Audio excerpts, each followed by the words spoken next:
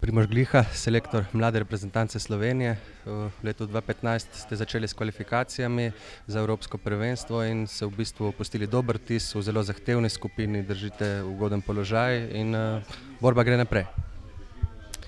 Ja, na koncu se je šlo zelo v redu, ker moramo se zavedati, da ta generacija Srbov je tako evropski kot svetovni prvak. To se pravi, to sta dve generacije, to 40 igralcev, ki so osvojili ali evropsko ali svetovno prvenstvo. To ni šala. Mi smo uspeli zmagati v tem zadnjem srečanju in to je pač tista dodana vrednost dosedajšnjih kvalifikacij. Žal mi je tistih dveh srečanj z Italijani, mi bi tam na teh dveh srečanj morali vzeti eno točko, kar bi pa pomenilo, da bi mi danes imeli 13 točk, Italijani pa 11. In to bi bilo bistveno drugačno razmerje v tem delu tekmovanja, ker jaz sem fantom večkrat rekel, gledajte, a bomo sodelovali. Se spomnite vi prejšnjih kvalifikacij, ko ste prvo tekmo v Velenju izgubili za Estonijo? Potem ste samo še sodelovali.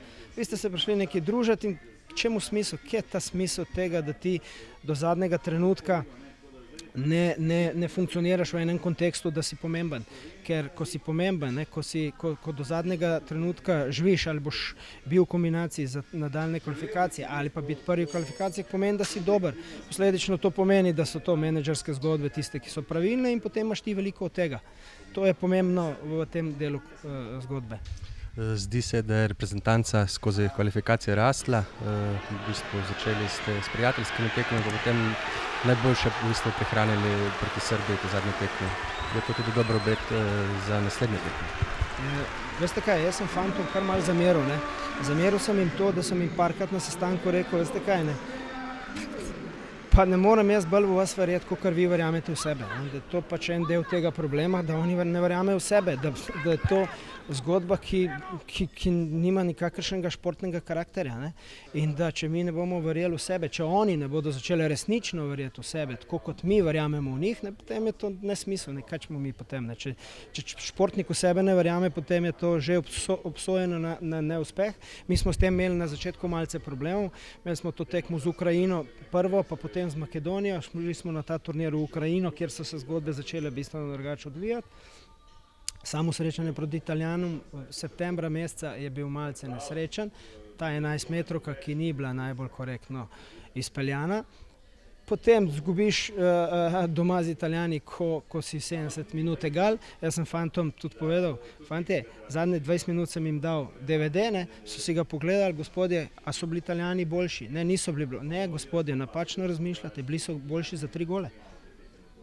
Je pa res, da je ta pika na i tista, ki je odločala v tem, da nismo teh točk osvojili in to mogoče bo problem na koncu. Če pogledamo še prihodnje izzive, v bistvu čaka vas še ena domača tekma in 3 gostovanja. Je to v bistvu kakšna dodatna ovira za vas? Kar se meni osebno tiče, so goli vedno povsod isto veliki. Zdaj pa 2 metra v višino, pa 1,7 v širino. Kar se pa tiče vsega ostalega, je pa na karakterju osebnosti. Jaz vedno gledam in sestavljam reprezentanco glede na njihov karakter.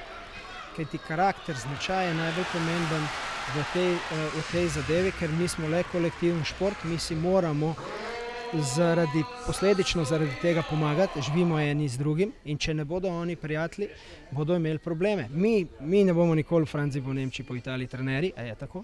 Ker to je pač tako, oni pa imajo veliko možnosti igrati v Italiji, v Nemčiji, v Angliji in sem rekel, mi zdaj ne govorimo vam zaradi tega, da bi vas mi prepričevali v nekaj, kar ni. Mi vam želimo dobro, zdaj pa če boste vi to sprejeli, je pa vaša stvar. Mi moramo svoj posel praviti, vaše pa boste to sprejeli pa poizkušali realizirati. Do zdaj je ta zadeva kar dosti dobro šla. Ok, še za konec, recimo prihaja leto 2016, kakšne so vaše želje, cilje v tem letu? Pa gledajte, jaz nimam s tem nobenih problemov, jaz hočem vsako tekmo iti na zmago. Zdaj pa ne moreš iti vedno na isti način na zmago, ne moreš ti proti Litvi igrati na isti način, kot igraš z Italijani, a je tako? To se pravi, da se tudi ta igralski kader malce na igrišču zamenja. Ko igraš ti proti Litvi, ko igraš ti proti Ircem, potem moraš dati več napadalne edicije v ekipo, a je tako, zaradi tega, ker moraš zabiti, moraš zmagati. Mi imamo generalno na vseh nivojih probleme takrat, ko moramo srečanja dobivati. Kar gledajte, sej gremo v reprezentance pa do najnižjih selekcij, mi nimamo takih problemov, ko mi moramo se boriti, ko mi moramo biti skoncentrirani v fazi defenzive, pa kontra, pa mi to zabijamo in to, ker to naša mentaliteta je, nažalost. Zdaj pa v teh mladih pa jaz to poskušam, da se igra to, kar sem jaz v življenju igral, ne, to se pravi na nasprotni gol. Ne. Včasih dobiš poriti, ne, dobiš iz kontre gol, pa imaš probleme, ampak na koncu, dajte vi meni povedati, kako se bo pa igralec razvijal, če se bo celo tekmo branil. Vse se ne bo razvijal, ne. On se bo dobro defenzivno razvijal v fazi napada, kar pa vsi iščejo, ker mi moramo iti v tujino, če se hočemo preživeti.